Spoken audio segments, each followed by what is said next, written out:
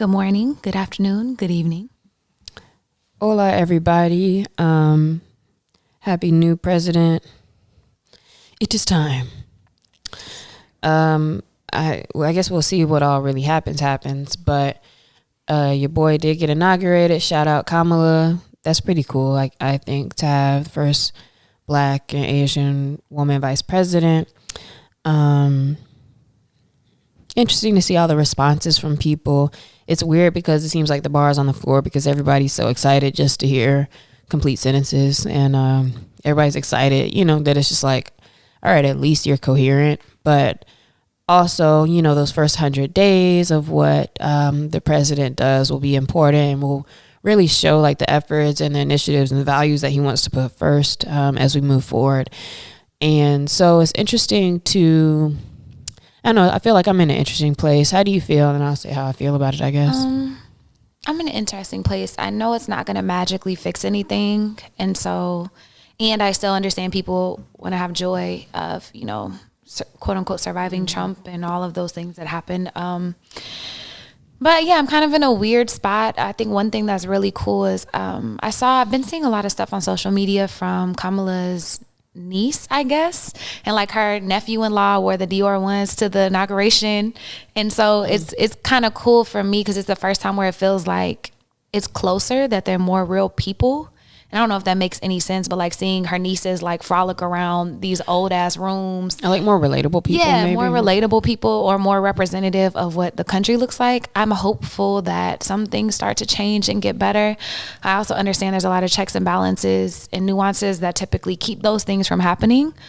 But go ahead and drop that 2,000 stimmy and forgive some student loans. But I'm hopeful. I hope it gets better, but I also don't have a lot of trust in the government in this moment, so I don't know. Yeah, I'm kind of still thinking about dipping off for a little bit of time. Just don't put it on Twitter. I know, right? Like, guys, niggas just can't live their life and just chill. Like, we got to make an ebook. We got to make bread. Like, yo, you was doing good in Bali, chilling, eating breakfast off a tray in a pool. Right. Now they done came and yoked you up and shit, like, bro. But I did take some notes, but they yoked you up. But I'm thinking about doing that, like just going somewhere else, maybe for like a month or two, maybe. I don't know when. I gotta get a check first. But how I feel right now is nothing. I did actually watch the inauguration, or a little bit of the inauguration. And I did feel like a little bit of like happiness and joy watching. I was like, oh, yay. Like, I'm glad that it went smooth and, wasn't nothing crazy. We just had all that insurrection a few weeks ago. And it's like, like these people have no accountability. It's so crazy and so interesting to me how off people can be, but so steadfast in what they think is right, which is just what they want. And it's just so delusional. It's incredible. And these are people who are not just like poor white people. These are people who have prominent family members, or who are police officers or lawyers and all of those kind of things. And, people are really working hard to maintain a status quo of white supremacy. And so it's very interesting that, just because a few of the pawns change doesn't really change everything or a lot, to be honest. But we all know that. So it's kind of one of those things where, let's just see how it goes. I'm not really extra either way. So I'm excited to just at least, see what happens and how things move forward. But there's definitely so much space for improvement in this country, as there always has been. And I feel like as I get older, you just see more and more and more of that. But the question is, like, how do you actually make any difference, or like how does anything change, especially when at the very core of it, with who has the real power and the money, why would they want certain things to change? It's very difficult.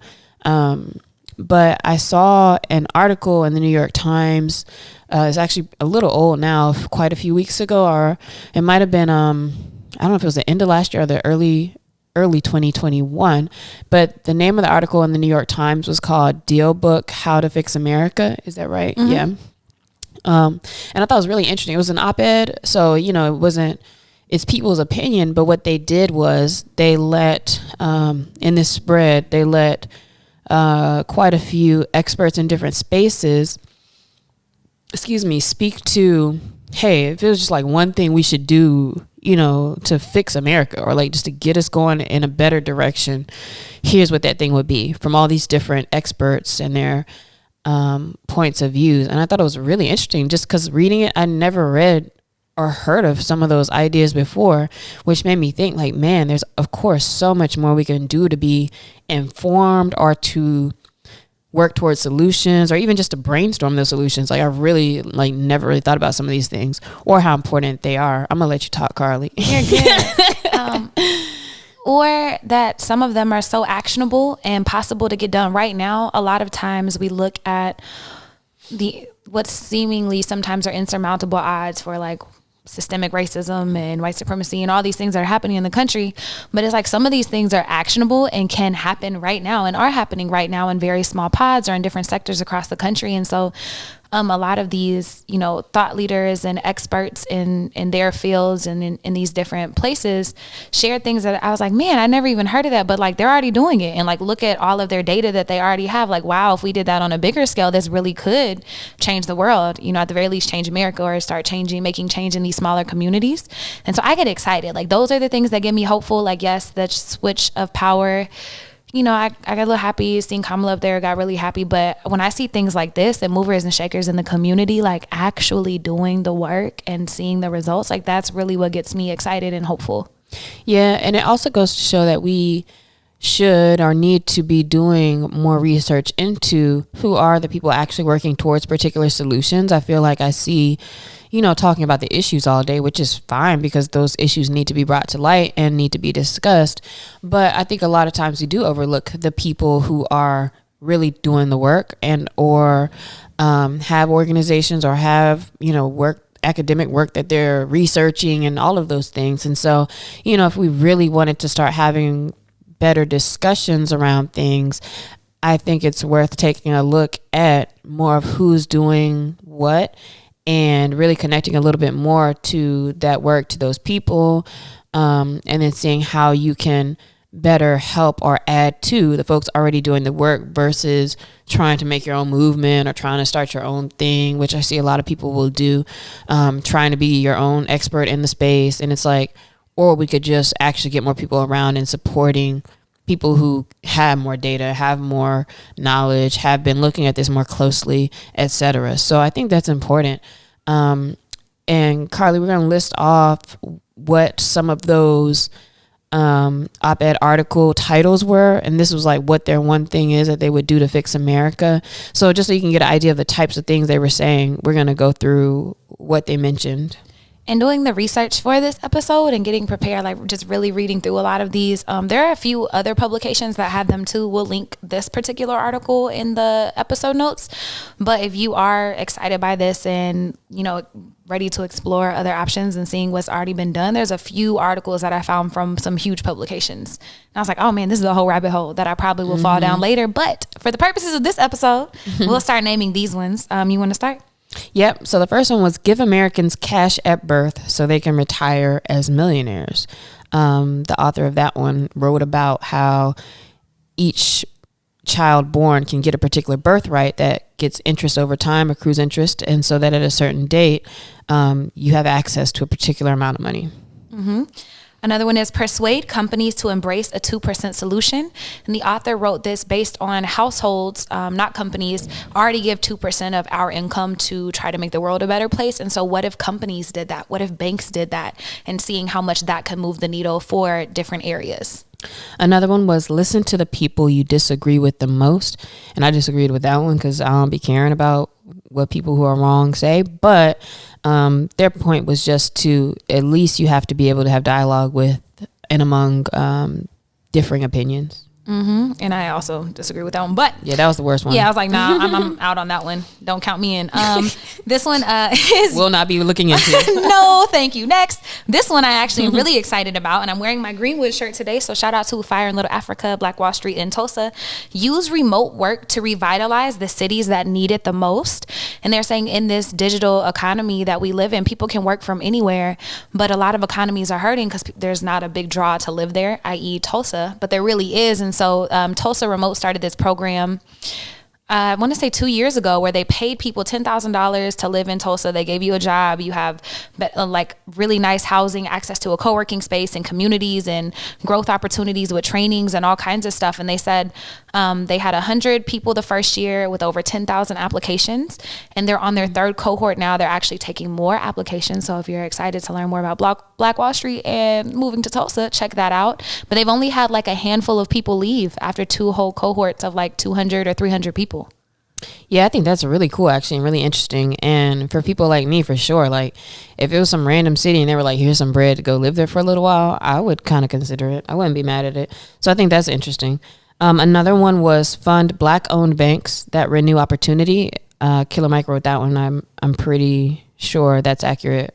And that's basically about giving more support and more tech and more resources to Black banks who are able to better connect with and better serve particular communities. So I'm familiar with like Industrial Bank in DC, and like I worked with them for a few years back in the day, and you know they had all the Black people, but people knew they could come to them and have maybe a better chance of getting a loan, and or with more dollars circulating in those Black-owned banks, it gave a little more access to capital for some people. So that's an interesting take as well.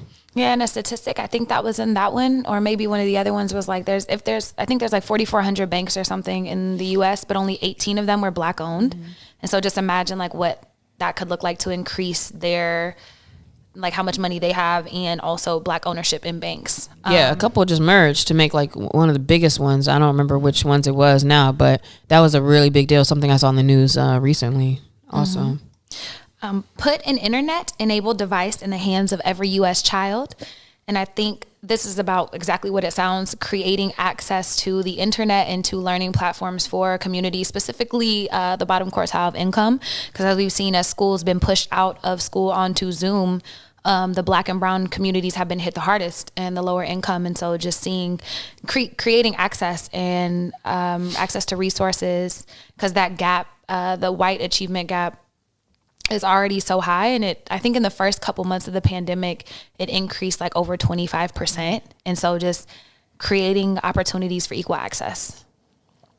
The next one was require a background check on every gun purchase in America, which I thought was a thing. I know it ain't in Florida and in some other places. Texas, yeah, Georgia. I know it ain't in Texas either. But I guess that could be important. I prefer to just not see as many guns, period. But that was one of the suggestions on how to fix America immediately. Mm-hmm. Another one was to stop pushing college, which I am a huge proponent of this. Not everybody has to go to college.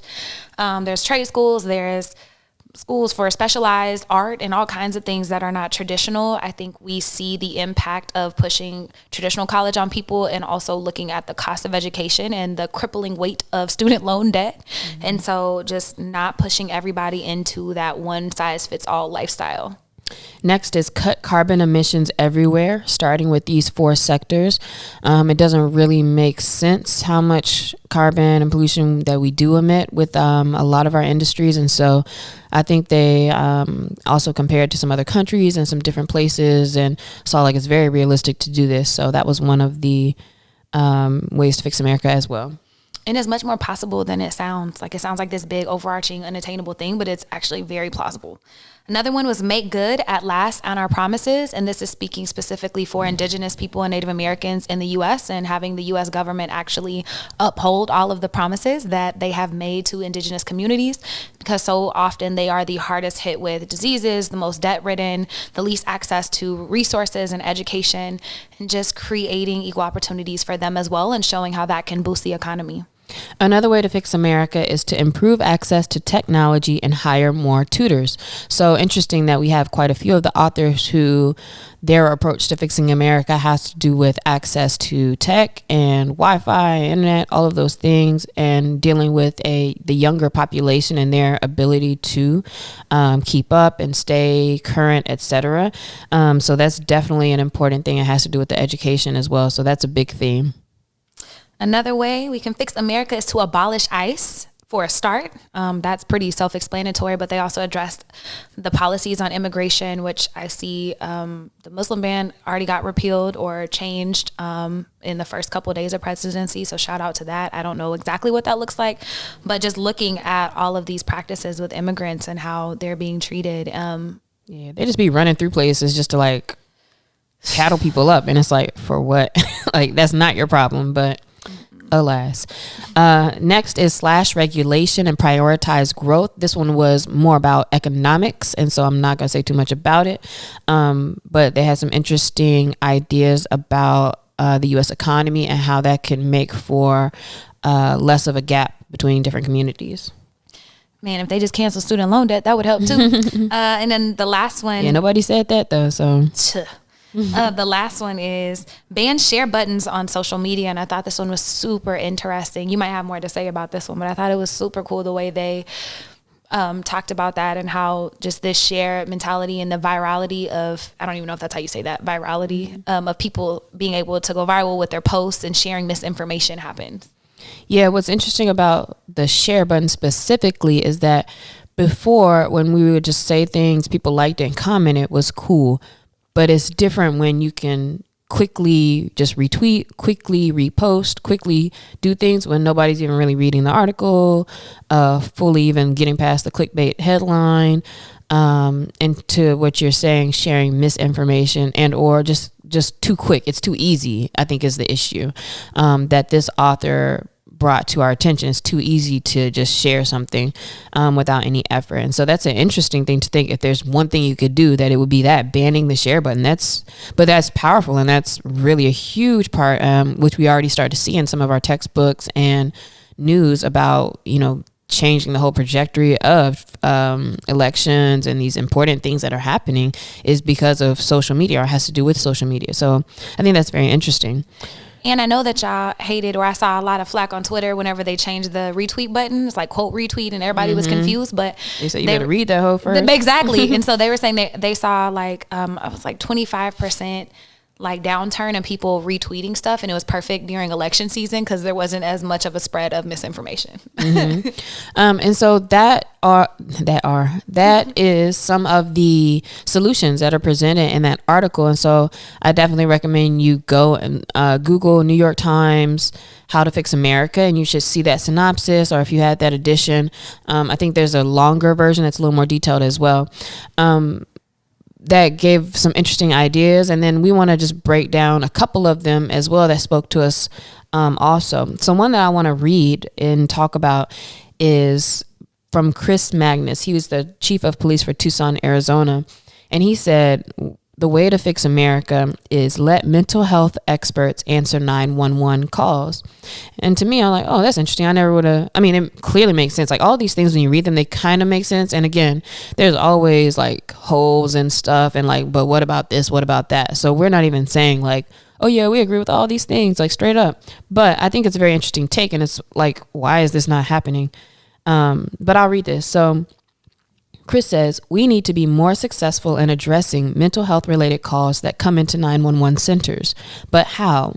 We should be placing one or more mental health professionals in these centers to triage calls of this kind before they are dispatched exclusively to police officers on patrol.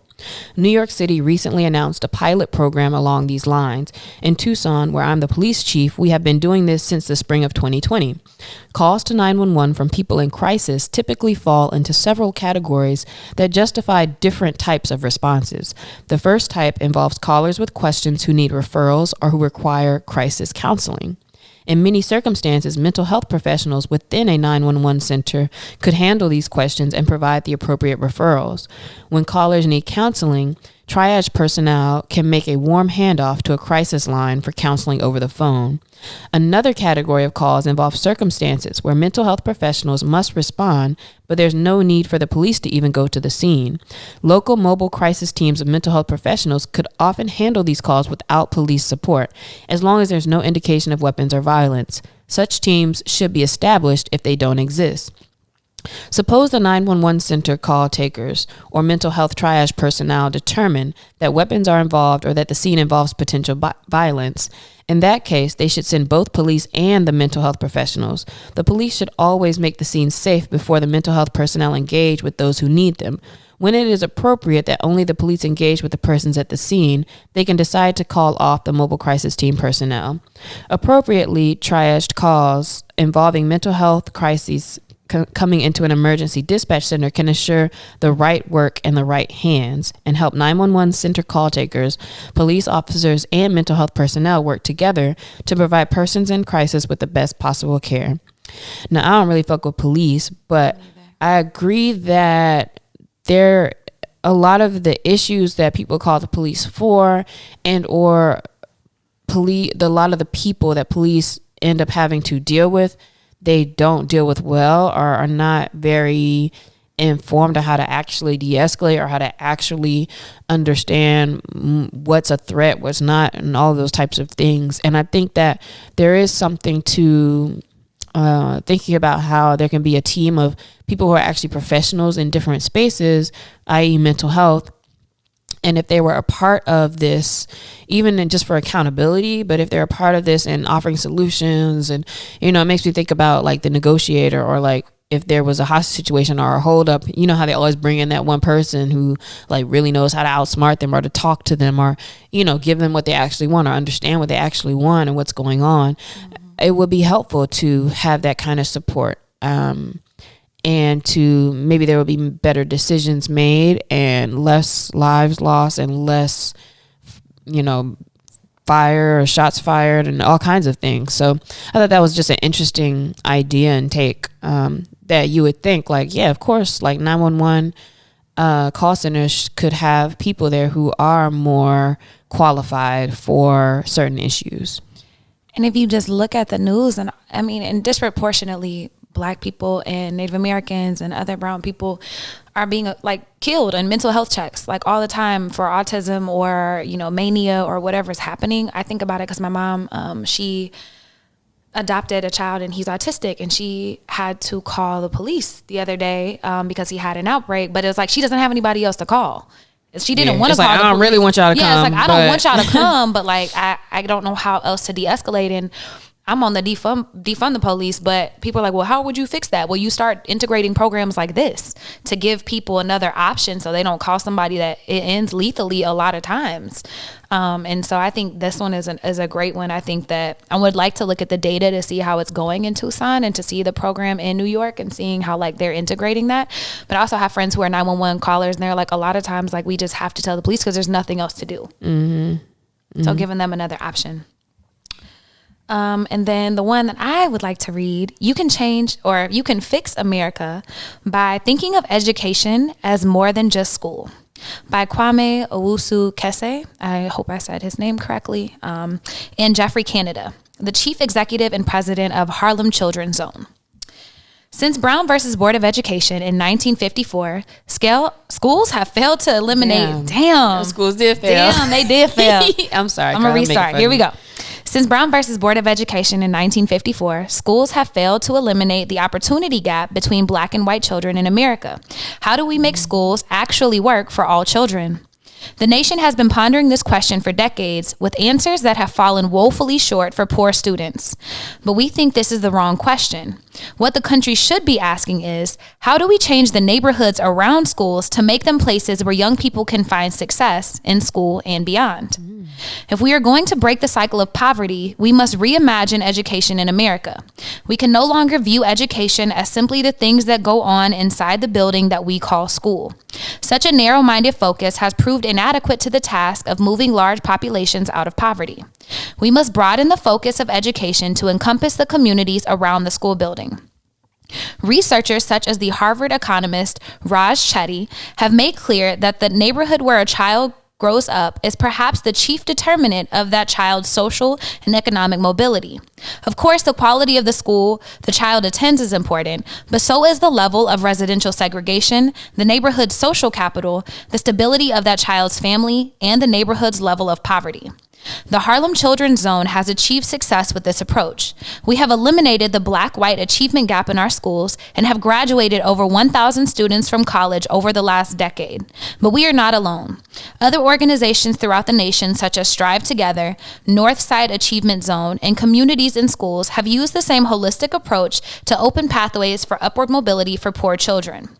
An emerging field of practice centered on place, i.e. where a child grows up, has championed the providing of comprehensive services to neighborhoods to effectively combat poverty.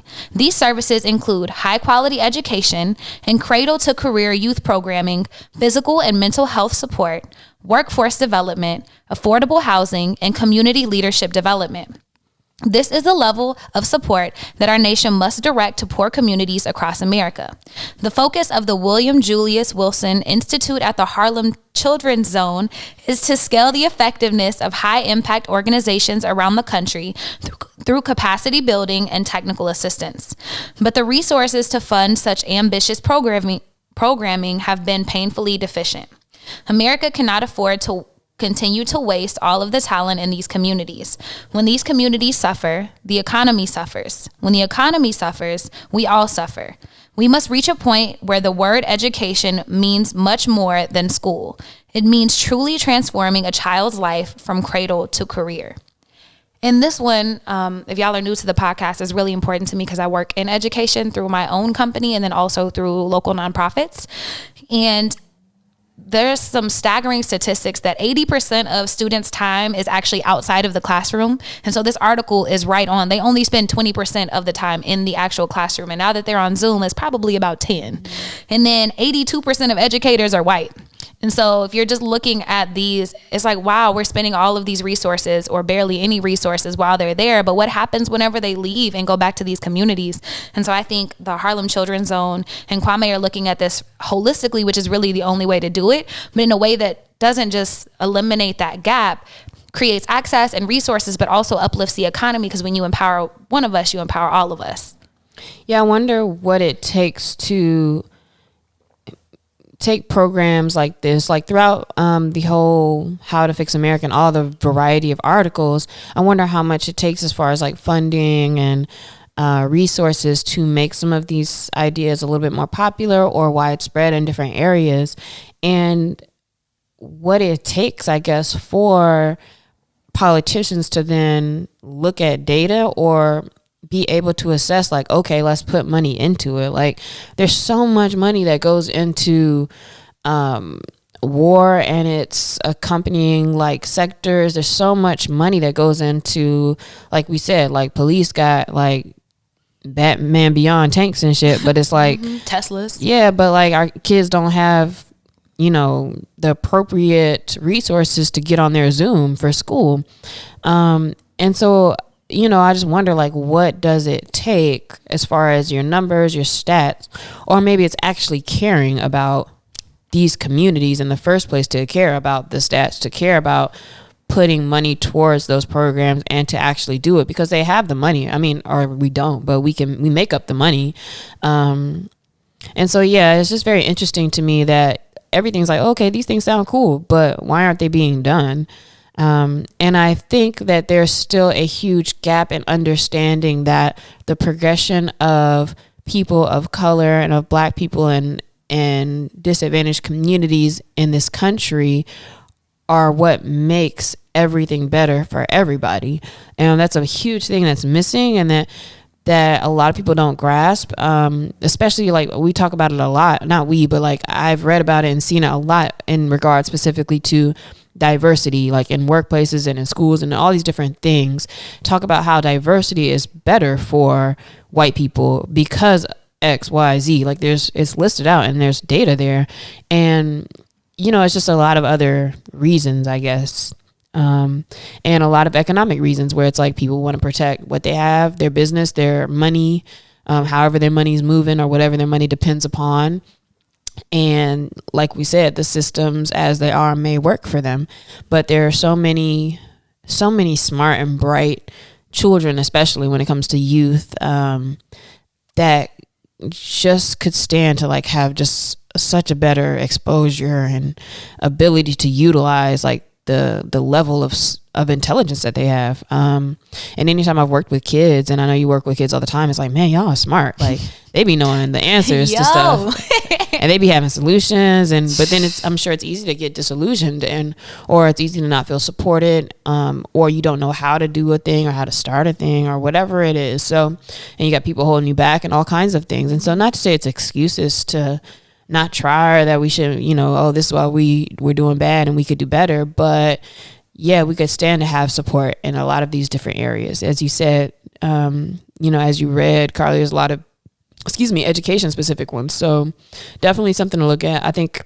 all of us know our education system is kind of pointless and kind of jacked up. So yeah, that's something that people are like, oh, the system is broken. No, it's not broken. Systems do exactly what they're designed to do. So I think it's more of a lack of caring and of people trying to protect what they have and their perceived power and whatever that is. And so that's why I am hopeful, and I do get so excited. Man, kids are amazing and crazy. They give me a lot of hope working with them, but they just need access to resources. There's no reason why they don't have access to the internet or to laptops or to books that are of quality and can help them grow all of these things. And so really for me, that's where it always starts. But the reason why I think it doesn't is people don't care. Yeah, I'm laughing because I used to steal books like shit. Like I was smart as hell, but I was like, man, I can't afford these books. Them college books used to be like hundreds of dollars. Like for what, dog? Like I was all in the bookstore, like yank. Dang. Wish I would have known you back then. Would have saved me some bread. I was on everything. So again, we encourage you to check out the article. Let's try to remember to link it in the notes so you can check it out for yourself, just to get an idea for the interesting ideas. And I would say the question of the week for you guys is, look at those different ideas and let us know if any of them stand out as something you're like, oh, that's a really good idea of, a way to fix America, or something that's very important or stands out to you. Or if you had your own ideas as part of the conversation that we had today about what could be, if there's one thing that you could focus on, what could that thing be? Yep. So let us know. Hit us up at Carlie's Couch on Instagram, Twitter. We have a TikTok too that I'm starting to put stuff on. Okay. Bye now. Bye.